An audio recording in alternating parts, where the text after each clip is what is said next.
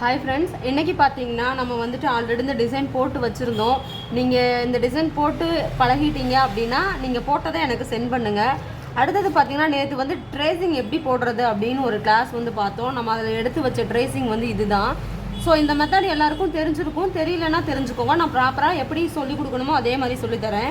So நேற்று வந்து இந்த டிசைனை வந்து நம்ம ட்ரேஸ் எடுத்தோம் இல்லைங்களா, இப்போ வந்து அதை வந்து நம்ம எப்படி வந்து ப்ளவுஸில் ட்ரேஸ் பண்ணுறோம் அப்படிங்கிறத பார்க்கலாம். இது பேசிக் தான், இருந்தாலும் தெரிஞ்சுக்கோங்க. ஏதாவது உங்களுக்கு தெரியாத ஒரு சில விஷயங்கள் கூட இருக்கலாம் இல்லைங்களா. இப்போ இந்த டிசைன் இருக்குது இல்லைங்களா, அதை வந்து உங்களுக்கு எந்த இடத்துல வரணுமோ ஃபிட் பண்ணிக்கோங்க. நான் வந்து இப்போ இந்த இடத்துல போட போகிறேன், அதனால வந்து இந்த இடத்துல இதை இப்படி நான் ப்ளேஸ் பண்ணிக்கிறேன். இதை ப்ளேஸ் பண்ணிவிட்டு அதுக்கப்புறம் இதை வந்து இப்படி எடுத்துகிட்டு கையை வந்து இந்த கை மேலே ஒன்று இந்த சைடு ஒரு விரலை வச்சுட்டு இதை வந்து தூக்கிட்டு இந்த கார்பன் பேப்பரை அடியில் வச்சுக்கோங்க.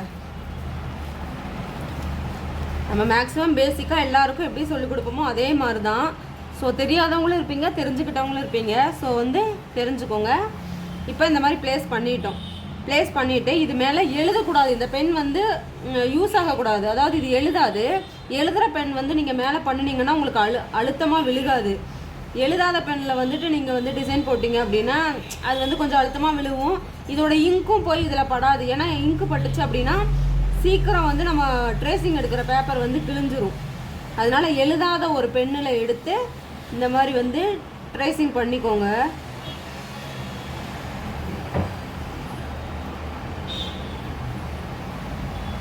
நம்ம எல்லா டிசைனுமே இப்படி தான் ட்ரேஸ் பண்ணுவோம். ட்ரேசிங் பண்ணுறதுல ப்ளவுஸில் எப்படி கொண்டு போகிறது அப்படின்னு இன்னொரு மெத்தடு இருக்குது. நான் உங்களுக்கு அதையும் சொல்லித்தரேன். இப்போ பார்த்தீங்கன்னா நம்ம ட்ரேசிங் வந்து எடுத்தாச்சு, அடியில் இருக்குது. ஓகேங்களா. இப்போ கார்பன் ஷீட் பற்றி பார்ப்போம். இது வந்து நார்மலாக ஸ்டேஷ்னரி கடையில் வந்து கிடைக்கிற கார்பன் ஷீட்டு தான். ஆனால் இதில் ஒரு விஷயம் இருக்குது. என்னன்னு பார்த்தீங்கன்னா இதில் வந்து கார்பன் ஷீட்டு 2 கலரில் கிடைக்கும்.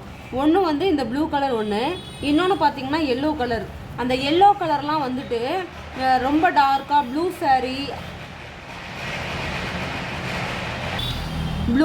ரெட் சாரீ, அந்த மாதிரி டார்க் கலர் சாரீஸ்லாம் இருக்குல்ல, அந்த மாதிரி டார்க் கலர் சாரீஸ்க்கு இந்த மாதிரி ப்ளூ கலர் கார்பன் வந்து யூஸ் பண்ணணும்.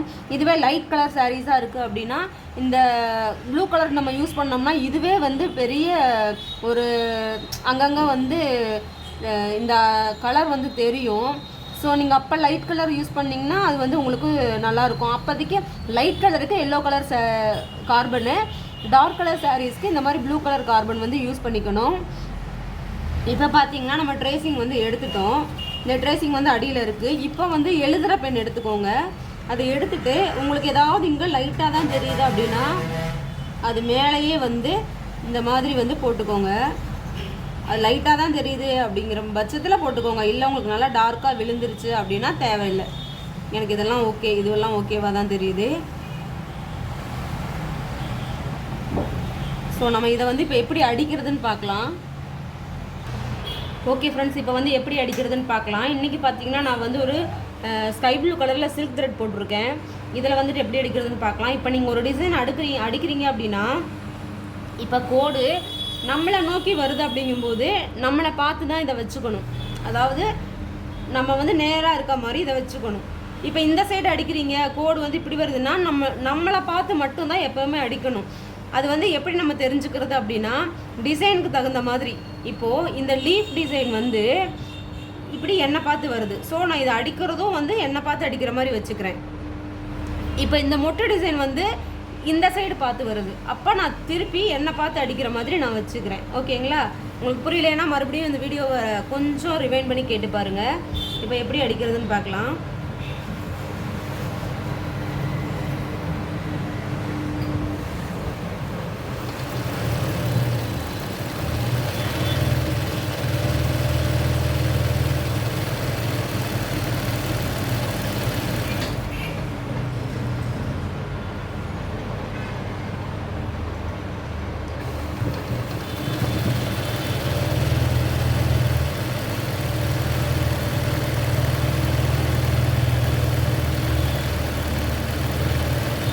இந்த இடத்துக்கு வந்தோன்னா ஒன்றில் கொண்டு வந்துடணும். அப்போ தான் வந்து உங்களுக்கு அந்த ஷார்ப்னஸ் வரும்.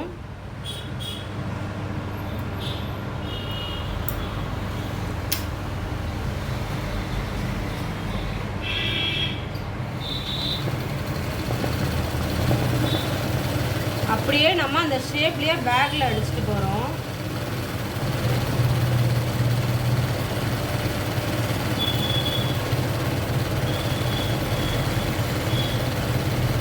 அந்த எட்ஜஸ் போகும்போது ஒன்றில் கொண்டு போய் நிறுத்திடணும்.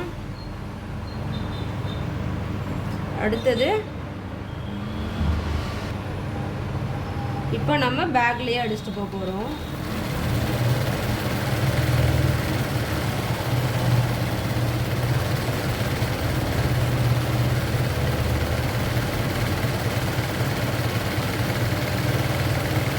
எப்போவுமே ஷார்ப்னஸ் போகும்போது ஒன்றில் போய் நிறுத்திடணும்.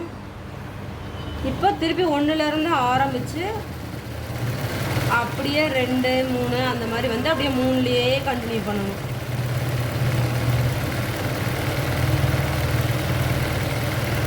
நீங்கள் எப்படி ட்ரா பண்ணியிருக்கீங்களோ அந்த ட்ராயிங் வந்து சென்டர் கோடு வர மாதிரி வச்சுக்கோங்க. அதை சுற்றியும் அந்த 2 சைடுமே வந்துட்டு இந்த இது வந்து ஃபில்லப் பண்ணுற மாதிரி வச்சுக்கோங்க. உங்களுக்கு அப்போ தான் வந்து அந்த கரெக்டாக தெரியும். இப்போ பார்த்தீங்கன்னா நான் திருப்பிட்டு 1லேருந்து ஆரம்பித்து அப்படியே கொண்டு வரேன்.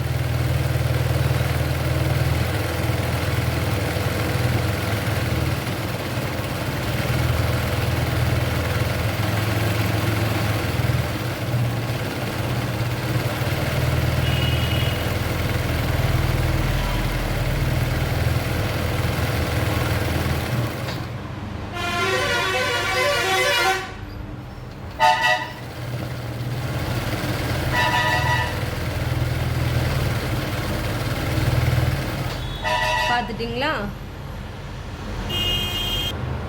இந்த இடத்துல பார்த்தீங்கன்னா லேசான கிளாத்துனால நல்லா துணி வந்திருக்கு. நீங்கள் கொஞ்சம் திக்கான கிளாத்தில் போடுங்க.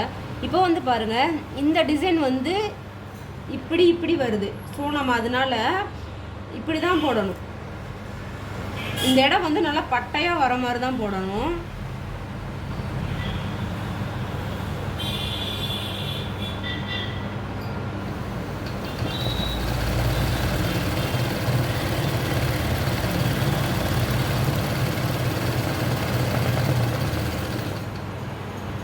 ஓகேங்களா?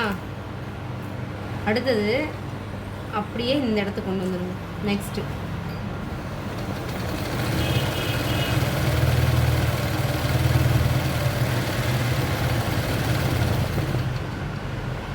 அப்புறம் அப்படி லைட்டாக டர்ன் பண்ணிக்கோங்க. லைட்டாக டர்ன் பண்ணிங்கன்னா உங்களுக்கு அந்த கோட்லேயே நேராக அடிக்கிற மாதிரி கொண்டு வந்துடலாம்.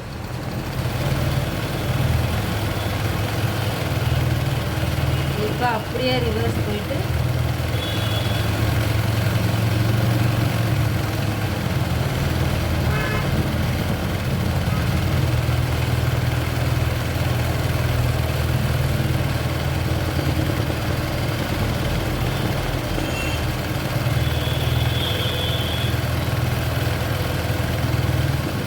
இப்போ இப்படி அடிச்சுட்டு லாஸ்ட்டில் வந்துட்டு இங்கேருந்து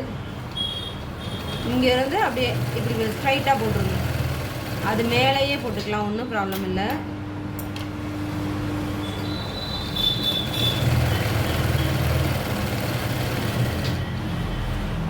இப்படி போட்டிங்கன்னா உங்களுக்கு அந்த ஃபினிஷிங் வந்து கரெக்டாக வந்துடும்.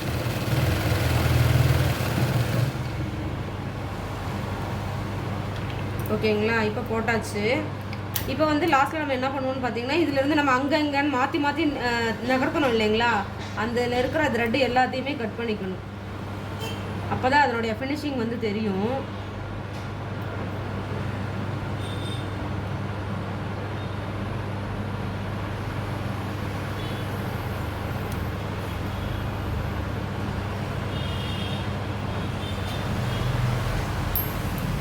ஓகேங்களா? இன்றைக்கி நம்ம இந்த டிசைன் போட்டாச்சு.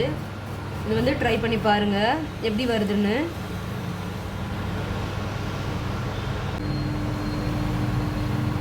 அப்புறம் நம்ம இப்போ வந்து வாட்டர் ஃபில்லிங் எப்படி போடுறது அப்படின்னு பார்க்கலாம். இப்போ பார்த்தீங்கன்னா நான் நார்மலாக ஒரு கட்டை மாதிரி ஒன்று வரைஞ்சி வச்சுருக்கேன். அதில் வந்துட்டு 2ல் வந்து ஃபிட் பண்ணிக்கோங்க. 2ல் வந்து பாயிண்ட்டை செட் பண்ணிவிட்டு அந்த கட்டத்தை வந்து போடுங்க ஃபஸ்ட்டு.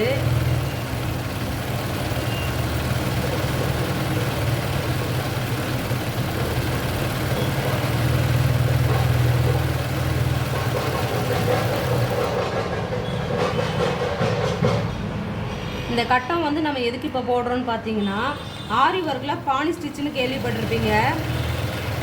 பானி ஸ்டிச்சுன்னு சொல்லுவாங்க, அப்புறமா வாட்டர் ஃபில்லிங் ஸ்டிச்சுன்னு சொல்லுவாங்க, அப்புறம் ஒரு சில இடத்துல கிரானைட் ஸ்டிச்சுன்னு சொல்லுவாங்க. ஸோ இது வந்து ஒவ்வொரு இடத்துல ஒவ்வொரு மாதிரி. உங்கள் சைடில் இந்த டிசைனுக்கு என்ன நேம்னு சொல்லுங்கள். இந்த கட்டம் வந்து ஜஸ்ட் ஒரு டிசைனுக்காக தான். இந்த கட்டம்லாம் வந்து டிசைன் கிடையாது. அந்த கட்டத்துக்குள்ளே தான் நம்ம அது என்ன ஃபில்லிங் அப்படிங்கிற அந்த டிசைனை போட போகிறோம்.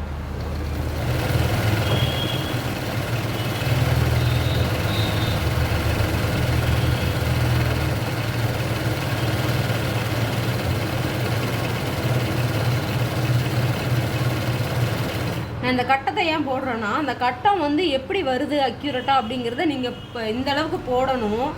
அப்போ தான் வந்து உங்களால் ப்ளவுஸ் வந்து ஈஸியாக போட முடியும். அதுக்காக தான் நான் அந்த கட்டத்தை போட்டு காமிக்கிறேன்.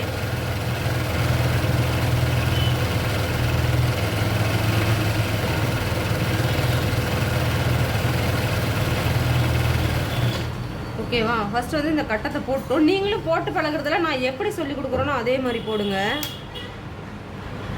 இப்போ வந்து நம்ம 2ல் செட் பண்ணி தான் அந்த கட்டத்தை போட்டிருக்கோம். இப்போ வந்து 1ல் வந்து ஃபிட் பண்ணிக்கோங்க. அந்த பாயிண்ட்டை வந்து 1ல் வச்சுக்கோங்க. வச்சுட்டு நம்ம தமிழில் ரா எழுத்து போடுவோம் இல்லைங்களா, அதே மாதிரி எங்கேருந்து வேணாலும் நீங்கள் ஆரம்பிக்கலாம். அந்த ராவை யா மாதிரியும் கீழே வரும்போது ரா மாதிரியும் அப்படியே மாற்றி மாற்றி போடணும்.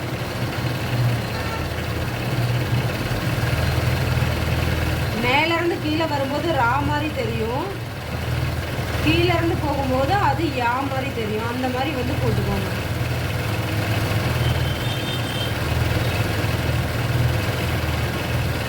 இப்படி சைடில் வரும்போது அப்படியே ஒரு கோடு மாதிரியே கொண்டு போகலாம், ஒன்றும் பிரச்சனை இல்லை.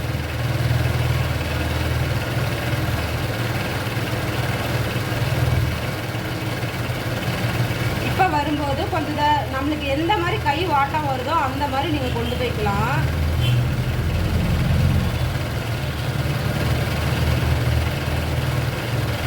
இதை வந்து இப்படி தான் போடணும்னு இல்லை. நம்மளுக்கு அந்த ரார் யா இது ரெண்டுமே வந்து மாற்றி மாற்றி வர மாதிரி வந்தால் போதும். நான் ஏன் த்ரெட்டு கட் ஆகிறதெல்லாம் போடுறேன் அப்படின்னா, நிறைய பேர் நினைக்கிறீங்க உங்கள் மிஷின் மட்டும்தான் வந்து த்ரெட்டெல்லாம் கட் ஆகிக்கிட்டு இருக்கு. ஆனால் இப்போ எம்ப்ராய்டரி சொல்லி கொடுக்குறவங்களும் அவங்க பாட்டுக்கு போட்டுருக்காங்க, அவங்களுக்கு த்ரெட்டெல்லாம் கட் ஆகிறதில்ல அப்படிங்கிற மாதிரி நினைப்பீங்க. அதனால தான் த்ரெட்டு கட் ஆகிறதையும் கட் பண்ணி போடாமல் எடிட் பண்ணி போடாமல் அப்படியே போடுறேன். இப்போ இதில் அப்படியே ஃபுல்லாக இருக்க மாதிரி வந்து போட்டுக்கோங்க.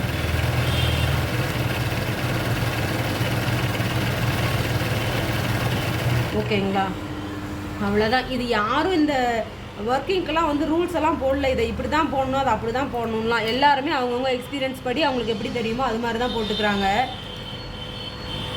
பார்த்தீங்களா எப்படி இருக்குன்ட்டு? இந்த மாதிரியும் நீங்கள் இன்றைக்கி போட்டு பழகிருங்க. நேற்று எடுத்த ட்ரேசிங் டிசைனை இந்த மாதிரி போட்டு பழகுங்க.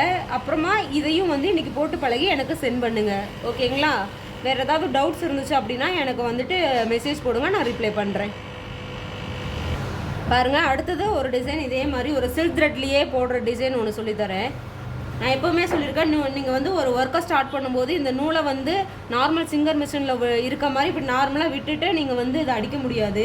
இந்த நூலை வந்து கொஞ்சம் பிடிச்சிட்டு அடிச்சிங்க அப்படின்னா உங்களுக்கு நீங்கள் எந்த இடத்துல அதை வைக்கிறீங்களோ அது கரெக்டாக பதிஞ்சுக்கும். ஸோ பாருங்கள், இப்போ ஒரு டிசைன் போடுறேன். எந்த டிசைனையும் போட்டு பழகுங்க.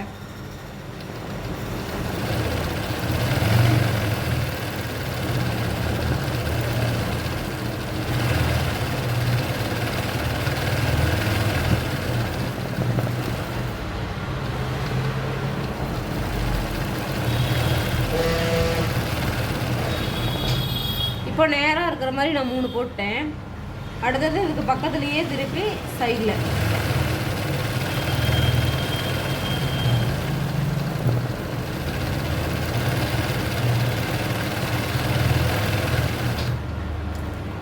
நம்ம எப்படி வேணாலும் போடலாம். நம்மளுக்கு வந்துட்டு அந்த ஃபினிஷிங் தான் வரணும், அவ்வளோதான்.